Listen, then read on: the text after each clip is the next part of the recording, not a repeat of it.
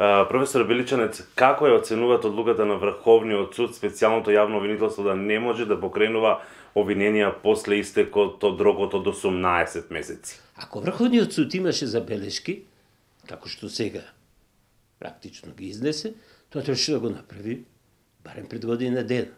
Врховниот суд е, знаете, капата на правдата. Врховниот суд со обидот, според мене, тоа е обид, политички да го деструира органот, како што е специјалното обвинителство воведен да ја промовира правдата во Македонија, да ви кажам, изврши самоубиство. Правно самоубиство. Сигурен сум дека собранието ќе најде начин преку толкување или измена и дополнување на законот за обвинителството да го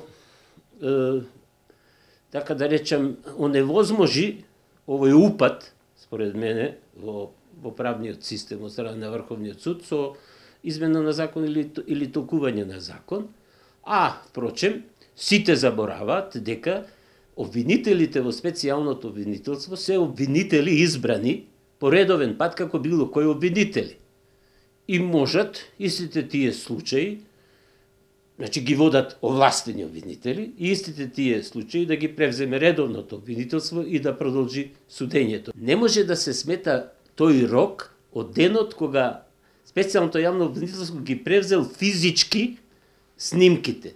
Туку рокот се засметува од кога специјалното јавно обвинителство го истражило случајот, поднело барање пред судот. Ваше мислење како СЈО треба да се позиционира во иднина со оглед на се погласните коментари во јавноста околу неговата иднина? СЈО, според мене, треба да ја задржи самостојноста во сега што ја има. Но, бидејќи системот на обвинителството е заснуван на хиерархиска основа, треба на соодветен начин да се вгради во единствениот систем на обвинителство, но да не ја изгуби самостојноста.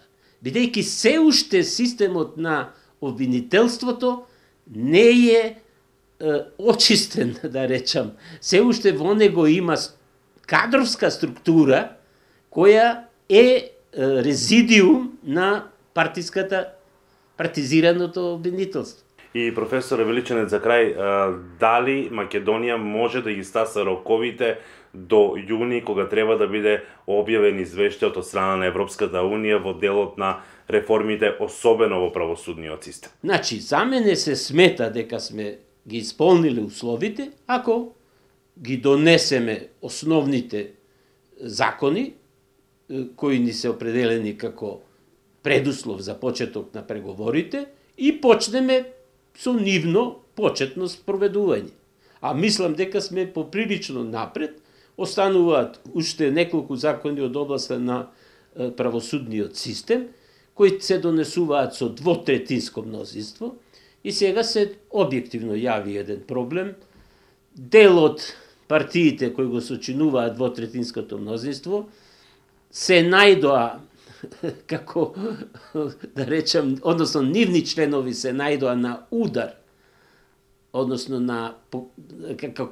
за нив се покренуваат или може да се покренат кривични постапки и како да се колебаат дека треба да ги жртвуваат. Односно да дозволат правдата да си го да заврши вообичаената судска постапка за сите оние кои се огрешили во изминатиот период. Мислам отворено да кажеме, во прашање е Дуј. Дуј е на раскрсница. Ако Дуј не најде внатрешни сили и не дозволи и го попречи донесувањето на законите за да ги заштити некои своји членови, ќе се самоуби. Политички ќе се самоуби. Ви благодарам за интервјуто за Гласот на Америка. Благодарам.